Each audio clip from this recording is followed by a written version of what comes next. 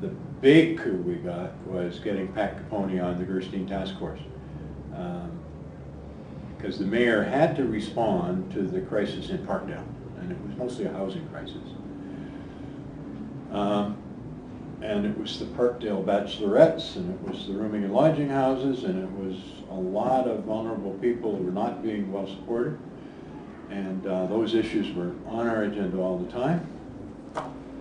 And he appointed Reva Gerstein to do a review of the situation around discharged psychiatric patients, and that was the legitimation of Pat Capponi as an activist, because Reva Gerstein and she became allies, and they were a very unlikely duet, because Reva is, when I took Pat to meet Reva,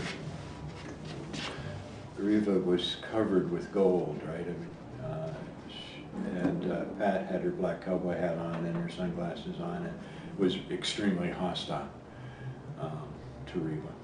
And Reva just smiled a $1 million smile and said, "Pat, after we've worked together for a while, I hope you'll change your mind about me." And it was so.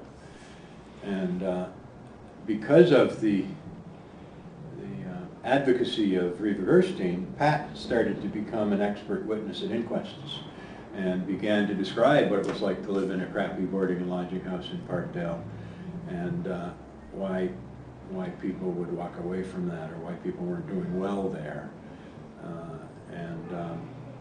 Dr. Margaret Melton, the coroner, began to use Pat a lot in situations where a vulnerable person had died, and the issue was clearly that the social safety net holes were so big that people were falling through.